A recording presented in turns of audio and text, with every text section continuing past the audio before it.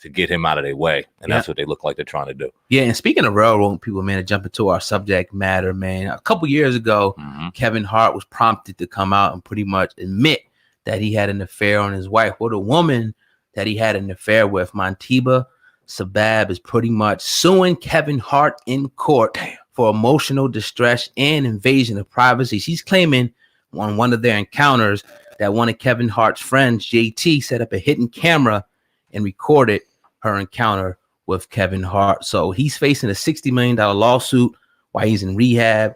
Sam, man, are they coming for Kevin? What do you think about this? Hell yeah, they're coming for Kevin. I can't even deny it. It looks like they're coming for Kevin. When you think about, he just came out of that brutal car accident. Thank God he's alive. He's recovering well.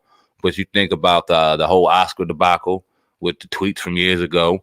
You see him at the top of his success, being the number one paid comic out here in the game right now, doing movies, takes his share of hate, takes his share of criticism that some deserve, you know what I mean? But that's what happens when you're on top of the game. All praise and salute to Kevin Hart. But when you just look at the timing and how things are, and it just can't help but to just see a pattern. And anytime we gain a certain level of real success, it's going to be followed by some bullshit. Now, we can't help that something was popular that we said 5 years ago, and now all of a sudden, because we want to just change the fuck up, it's not popular anymore. Now you want to demonize me for it, which is exactly what happened. And now this girl coming out when she was extorting the brother to begin with.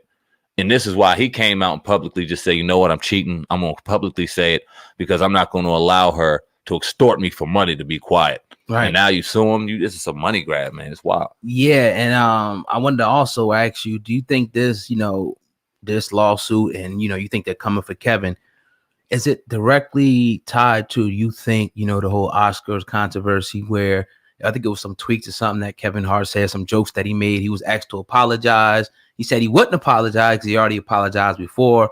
And then he pretty much said he's not going to do the Oscars. They went their separate ways with that whole situation. Would it have something to do with that community, you think, is attacking Kevin Hart as well? What? Good question. Never thought it before, but very, very powerful community we're dealing with here. Yeah. And they were very upset at those tweets that were cool. I mean, and all right, so I know the argument is going to be, okay, so nigga was cool at a certain point for people to say it. And now, not that it was ever cool, but it was accepted by a certain demographic of pieces of shit toward another demographic of people. And now we understand the horrible significance behind the way that it was used. So when we hear it, it pisses people off. Okay, we understand that. We're going to hear that, whatever. But this is in conversation. Like my man Dave Chappelle said. He said he was going to hit the fucking dude, his boy, with a dollhouse if he found out that he was gay. It was a joke. He's a comedian. He meant no malice by it. If somebody's joking on me, I'm not going to sit back and start getting all crazy and getting victimized and want to see somebody canceled. Just because it's the wave nowadays, motherfuckers automatically want to start demonizing somebody from years ago. I think it's whack. I think it's corny.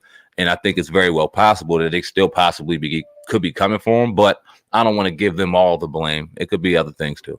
Yeah, and I think, it just could be. I think it's like a perfect mixture of just him probably doing some dirt, and him offending the wrong people and just what it means to be Black and in America, some things that you're going to just go through, wealthy, poor, and whatnot. But, all the best to Kevin, as he recovers from his situation.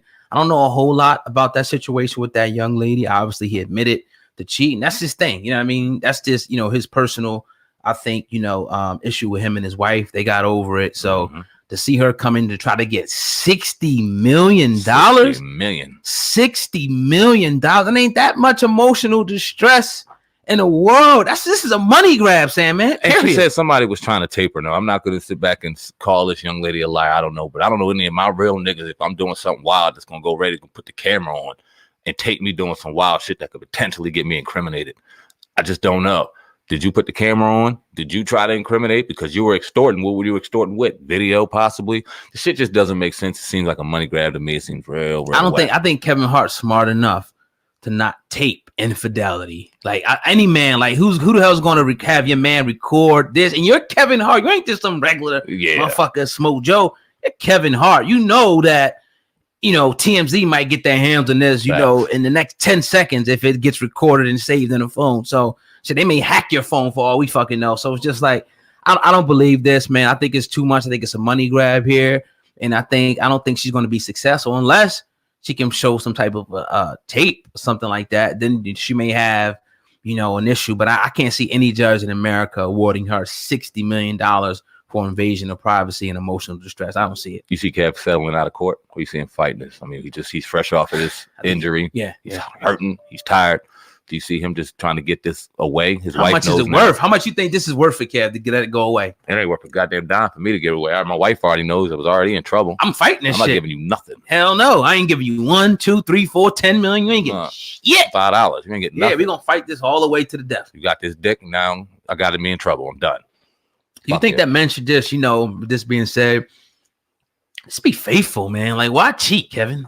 On the next segment on the Hip Hop Uncensored podcast, make sure you hit that like button. Hey, we ain't gonna get that gems to the people you're watching on YouTube. Y'all gotta listen on the audio podcast to hear that real rap brawl. Yeah. To men, just be faithful. It's a safer bet nowadays.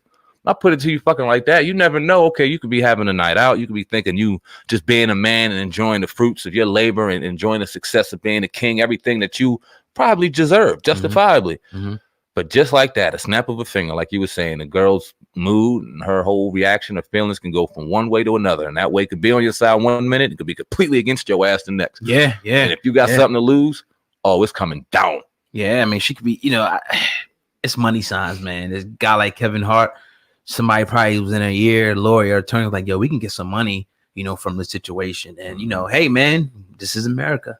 I think my man Childish Gambino said it the best. Facts. Definitely. But you're tuned into the Hip Hop Uncensored podcast, the most dangerous podcast out there right now. We want everybody listening to this podcast to please help us out by hitting that 5-star rating. And please do not forget to subscribe to the Hip Hop Uncensored podcast with your brother Old God and Sandman over here. Now, Reggie Wright Jr., you know what I mean, who was Suge Knight's bodyguard. Yeah. I'm not mistaken. He had a little they have a podcast thing called Gangster Chronicles. Yes, sir. And they dropped some heavy info about Snoop, man. Crazy. Yeah, man. Well, Tekashi, and this is going to segue, he's about to snitch. He's probably snitching any second now, or the paperwork's coming out as far as him snitching. And we see Snoop very vocal in disdain, seeing the rat posting up on Instagram and things like that. So it surprised me that Reggie Wright and Mob James, two West Coast OGs, we all know their affiliations and things like that throughout the West Coast culture and time, had some real interesting things to say about Snoop. Let's hear what they had to say and let's talk about it. Snoop been on a major campaign lately of trying to rewrite history, I think. He's been saying, one, that he was the reason that Pac came to death row. He said he put up a cardboard. He told Suge to put up a cardboard of a picture of Pac in a cell.